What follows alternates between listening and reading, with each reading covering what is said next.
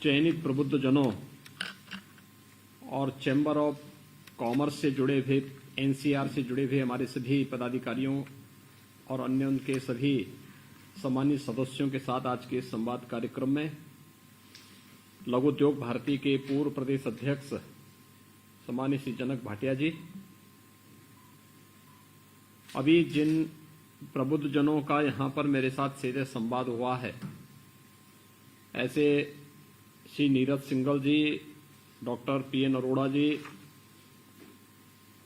Doctor Shri Arun Sharma ji, doctor Ram Kumar Gupta ji, Shri Arun लाद जी, श्री दीपक गुप्ता जी, श्रीमती शैली साहनी जी और मेरे साथ आज पश्चिमी उत्तर प्रदेश से जुड़े हुए चैम्बर ऑफ कॉमर्स, लघु उद्योग भारती और अन्य संस्थाओं से जुड़े हुए सभी उद्यमी और प्रबुद्धजन, मैं सबसे पहले आज के इस आत्मनिर्भर उत्तर प्रदेश की संकल्पना के साथ जुड़ने के लिए मैं आप सबका हृदय से अभिनंदन करता हूं। आप सबका मैं स्वागत करता हूं।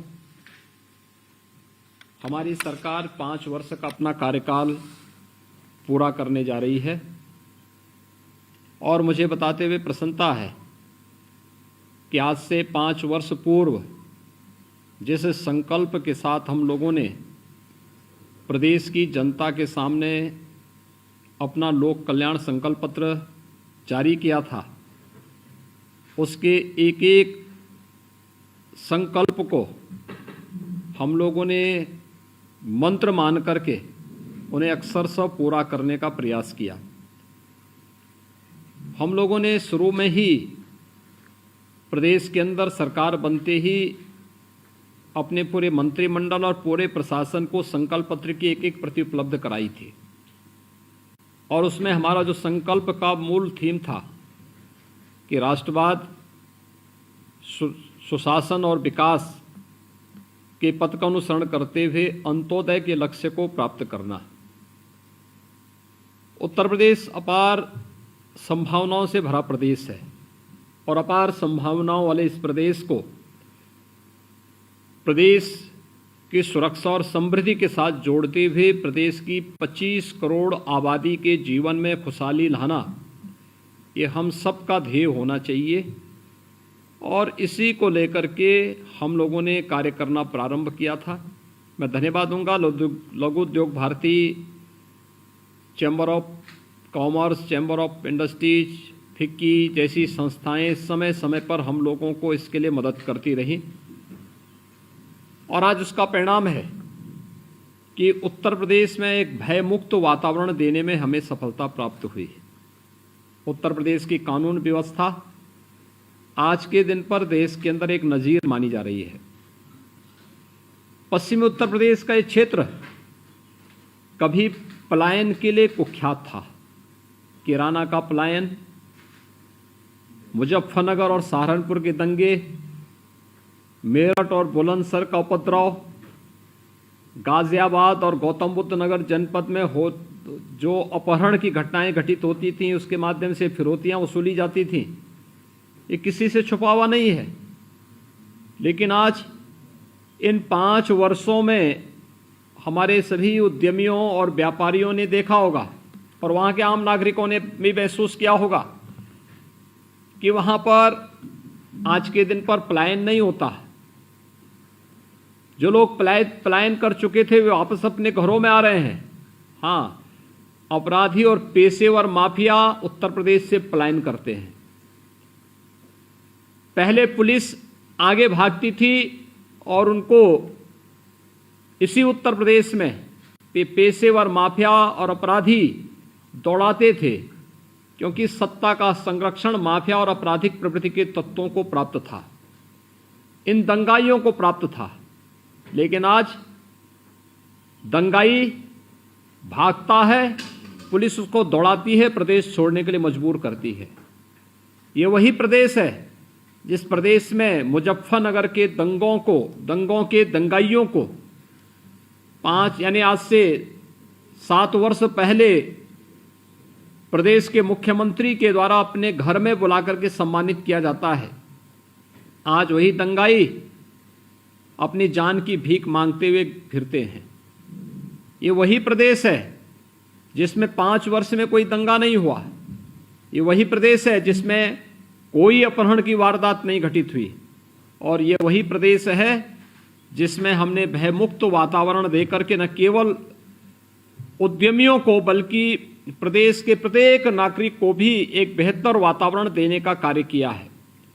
तो साथ साथ प्रदेश की माताओं और बेटियों को भी सुरक्षा का एक बेहतर वातावरण देकर के बहुत सारे परिवार पश्चिमी उत्तर प्रदेश में ऐसे थे, एनसीआर रीजन में ऐसे थे जिन्हें अपनी बेटियों को असुरक्षा के माहौल में दूर अपने रिश्तेदार के यहाँ या हॉस्टल में उन बेटियों को भेजना पड़ा था। लेकिन आज मैं कह सकता हूँ कि प्रदेश की बेटियाँ प्रदेश में ही रह करके वे यहाँ पर उन बेटियों को पढ़ा सकती हैं। मुझे याद है जब शुरू में हमारी सरकार बनी थी 2017 में, तो किराना के प्लान का एक व्यापारी मेरे पास आया था और उस समय उसने अपनी पीड़ा मुझे बताई थी। मैंने उन्हें फिर इस बात का उस समय आग्रह किया था कि आप वापस आइए, आपके को हम बेहतर सुरक्षा देंगे। उन्हें विश्वास नहीं होता था। मुझे प्रसन्नता है कि मेरी बात को बाद में उन्हें विश्वास हुआ जब हमारी सरकार की कार्य पद्धति को उन्होंने देखा। वो उद्यमी वापस किराना में आए। अभी 3 माह पहले मैं स्वयं किराना गया था। मुझे प्रसन्नता है कि उसी किराना में जहां पलायन हो रहा था वहां फिर से उद्यम वापस फिर से फल फूल रहा है। पेट्रोल पंप लग रहे हैं, बड़े बड़े मॉल बन रहे हैं। और मैं उस परिवार में मिलने के लिए गया था। मैंने इस परिवार से पूछा था, मैंने कहा आज आपको कोई दिक्कत तो नहीं? उन्होंने कहा नहीं।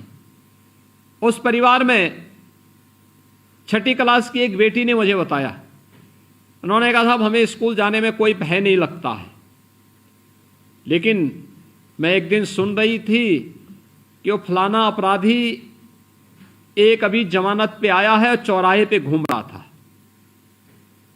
तो मैंने वहां के पुलिस प्रशासन से पूछा, मैंने कहा भी आखिर ये अपराधी कैसे बाहर घूम रहा है? आपने देखा होगा अगले दिन ही उस अपराधी ने अपनी बेल को कैंसिल करा करके वापस जेल में चला गया और परसों ही उसे आजीवन कारावास की सजा भी हुई है। यानी न केवल हम लोगों ने अपराधियों के मन में एक भय पैदा किया, बल्कि इन अपराधियों के कृत्यों को भी प्रोसिक्यूशन को तेज कराते हुए उन्हें समय पे सजा दिलाने का कार्य भी किया है। और इसका परिणाम है कि बेहतर कानून व्यवस्था और सुरक्षा की स्थिति न केवल प्रदेश में सुरक्षा का एक बेहतर वातावरण बनाई है, बल्कि निवेश की संभावनाओं को आगे बढ़ाया है। और इस निवेश के माध्यम से प्रदेश में 1,61,00,000 से अधिक लोगों को, नौजवानों को रोजगार और नौकरी भी प्राप्त हुई है। आज प्रदेश में किए गए रिफॉर्म का परिणाम है कि प्रदेश इज ऑफ डूइंग बिजनेस में 16-17 में जिसकी रैंकिंग 14वें 15वें स्थान पर थी, आज वो नंबर 2 स्थान पर है। ये वही प्रदेश है जिसमें हम लोगों ने बेहतर वातावरण देने का काम किया, रिफॉर्म किए, 21 सेक्टोरियल पॉलिसीज बनाई और पिक एंड चूज नहीं। आप अपनी प्रदेश सरकार की नीतियों के क्रम में आइए और उस क्रम में आकर के प्रदेश की इस पॉलिसी का लाभ उठाइए, प्रदेश में निवेश करिए, यहाँ के नौजवानों को रोजगार दीजिए। मुझे प्रसन्नता है कि 1,61,00,000 नौजवानों को यहाँ पे रोजगार और नौकरी देने का कार्य हमारे उद्यमियों ने प्रदेश के अंदर किया। प्रदेश में एक बेहतर वातावरण सुरक्षा का आज बना है। पर्व और त्यौहार शांतिपूर्ण तरीके से मनाए जा रहे हैं। प्रदेश की एक छवि को पूरे देश ने स्वीकार किया है। और प्रदेश का जो परसेप्शन था, लोग मानते थे उत्तर प्रदेश का मतलब जहां विकास नहीं हो सकता, उत्तर प्रदेश का मतलब जहां पर लोगों का विकास में रुचि नहीं है। लेकिन आज वही उत्तर प्रदेश देश के अंदर केंद्र सरकार के द्वारा संचालित 50 योजनाओं में अग्रणी भूमिका का निर्वहन करके देश को लीड कर रहा है। उत्तर प्रदेश की बदलती हुई तस्वीर एक नए उत्तर प्रदेश के बारे में कहती है, जिस उत्तर प्रदेश में भयमुक्त वातावरण में, दंगा मुक्त वातावरण में, बेहतर निवेश की संभावनाओं के साथ रोजगार का सृजन करते हुए हम लोगों ने इस कार्यक्रम को आगे बढ़ाने का कार्य किया है।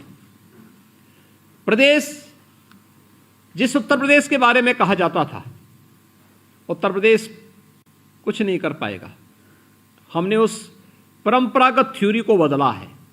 हमने कहा उत्तर प्रदेश सब कुछ कर सकता है, और सब कुछ करने का मतलब 1947 से 2017 70 वर्षों में जिस उत्तर प्रदेश में 1.5 एक्सप्रेसवे बने थे, आज वही उत्तर प्रदेश 7 नए एक्सप्रेसवे के साथ उत्तर प्रदेश के बेहतरीन दुनिया के वर्ल्ड क्लास इंफ्रास्ट्रक्चर के साथ आज आ रहा है। पूर्वांचल एक्सप्रेसवे लखनऊ से पूर्वी उत्तर प्रदेश को गाजीपुर और वाराणसी को जोड़ने के लिए बनकर के तैयार हो चुका है। प्रधानमंत्री जी ने अभी 3 माह पहले इसका उद्घाटन भी किया है। बुंदेलखंड एक्सप्रेसवे हमारा लगभग बनकर के तैयार होने जा रहा है। गोरखपुर लिंक एक्सप्रेसवे लगभग 40% कार्य पूरा हो चुका है। दिल्ली मेरठ 12 लेन का एक्सप्रेसवे अभी 1 महीने पहले इसका लोकार्पण हो चुका है। गंगा एक्सप्रेसवे प्रधानमंत्री जी ने अभी 2 माह पहले इसका शिलान्यास किया है।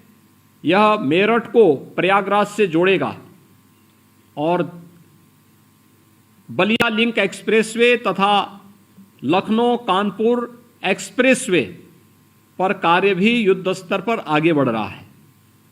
ये 7 नए एक्सप्रेसवे के साथ साथ उत्तर प्रदेश ने अपनी सभी इंटर स्टेट कनेक्टिविटी को 4 लेन के साथ जोड़ने का कार्य किया है। हमारी नेपाल के साथ जुड़े हुए बिहार, झारखंड, छत्तीसगढ़, मध्य प्रदेश, राजस्थान, उत्तराखंड, हरियाणा या फिर दिल्ली से जो भी हमारी कनेक्टिविटी होगी, सड़क कनेक्टिविटी को हम लोगों ने 4 लेन के साथ जोड़ने का कार्य किया है। हर जिला मुख्यालय 4 लेन के साथ जुड़ेगा। हर तहसील मुख्यालय और विकासखंड मुख्यालय भी 2 लेन के साथ जुड़ेगी। प्रदेश के अंदर एक बेहतरीन कनेक्टिविटी देने के साथ ही हम लोगों ने मेट्रो की सुविधा भी प्रदेश के अंदर दी है। मुझे याद है 2017 के पहले गाजियाबाद के कुछ हिस्सों में और नोएडा में भी थोड़ी बहुत मेट्रो की सुविधा थी, लेकिन आज प्रदेश के अंदर गाजियाबाद में इसका विस्तार किया गया है, नोएडा, ग्रेटर नोएडा में विस्तार किया गया है, लखनऊ में, कानपुर में नई मेट्रो का संचालन हो चुका है, आगरा में मेट्रो पर तेजी के साथ कार्य चल रहा है। प्रदेश के अंदर एयर कनेक्टिविटी को भी और बेहतर करने का कार्य किया गया है। देश की पहली रैपिड रेल दिल्ली मेरठ के बीच में 32,000 करोड़ रुपए की लागत से युद्ध स्तर पर कार्य चल रहा है, और हमारा प्रयास होगा कि नवंबर 2023 तक हम इसका संचालन करवा लें। प्रदेश के अंदर एयर कनेक्टिविटी 2017 के पहले उत्तर प्रदेश में मात्र 2 एयरपोर्ट फंक्शनल थे। आज उत्तर प्रदेश में 9 एयरपोर्ट वर्तमान में क्रियाशील हैं, जिसमें प्रदेश और देश के 75 गंतव्यों तक आसानी से वायु सेवा का आनंद लिया जा सकता है। हम लोग वर्तमान में 11 नए एयरपोर्ट पर कार्य कर रहे हैं, और यही नहीं, उत्तर प्रदेश आने वाले समय में 5 इंटरनेशनल एयरपोर्ट का पहला स्टेट होगा। एशिया का सबसे बड़ा एयरपोर्ट जेवर में हम लोग बना रहे हैं। कुशीनगर का एयरपोर्ट फंक्शनल हो चुका है। अयोध्या में एक इंटरनेशनल एयरपोर्ट बन रहा है। लखनऊ और वाराणसी की एयरपोर्ट पहले से क्रियाशील है। अलग पूरे प्रदेश में हमने वायु कनेक्टिविटी को भी बेहतर करने का कार्य किया है।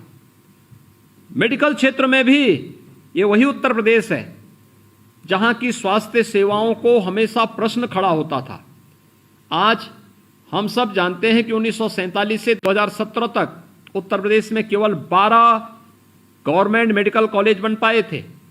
आज हम लोग उत्तर प्रदेश में 33 नए गवर्नमेंट मेडिकल कॉलेज बना रहे हैं, और ये 33 में से भी हम लोग 17 तो क्रियाशील कर चुके हैं, यानी इन पर इसमें प्रवेश भी प्रारंभ हो चुके हैं। शेष पर युद्ध स्तर पर कार्य प्रारंभ हो रहा है। उत्तर प्रदेश की ये जो इंफ्रास्ट्रक्चर को बढ़ाने की व्यवस्था है, यह भी हम लोगों ने इन 5 वर्षों के अंदर प्रदेश की नई कार्य पद्धति को दिखाते हुए प्रदेश के प्रत्येक नागरिक के जीवन में परिवर्तन लाने के उद्देश्य से किया। उत्तर प्रदेश में पावर की सप्लाई आप सब जानते हैं।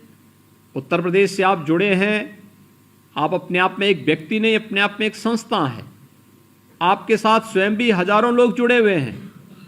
आपने उनकी दिनचर्या को देखा होगा। विद्युत के अभाव में उनके कार्य पद्धति पर पड़ने वाले प्रतिकूल प्रभाव को भी महसूस किया होगा। लेकिन आज बिना भेदभाव के 24 घंटे की विद्युत की आपूर्ति उत्तर प्रदेश में हम लोग कर रहे हैं। पहले यही उत्तर प्रदेश था जिसमें 2 घंटे 4 घंटे बामुश्किल बिजली मिलती थी और कब बिजली आएगी कोई पता नहीं था। लेकिन ये आज उत्तर प्रदेश में हम 24 घंटे बिजली की आपूर्ति कर रहे हैं।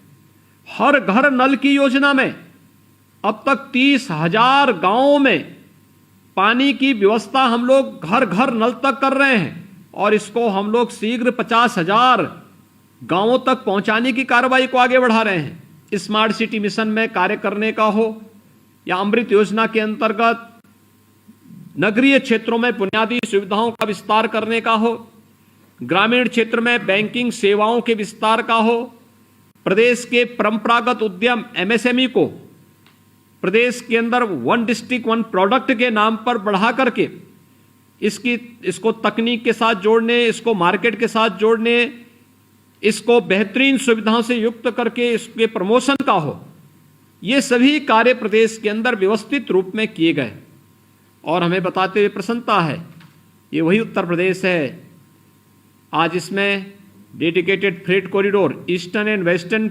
डेडिकेटेड फ्रेट कॉरिडोर का जंक्शन भी उत्तर प्रदेश के अंदर ही मिलता है। उत्तर प्रदेश में फिल्म सिटी का, इंटरनेशनल फिल्म सिटी का निर्माण कार्य भी हमारे युद्ध स्तर पर आगे बढ़ रहा है। उत्तर प्रदेश में मेडिकल डिवाइस पार्क भी हम लोग पश्चिमी उत्तर प्रदेश में बनाने जा रहे हैं। उत्तर प्रदेश में प्लास्टिक पार्क के निर्माण की कार्रवाई चल रही है, टॉय पार्क के निर्माण की कार्रवाई चल रही है।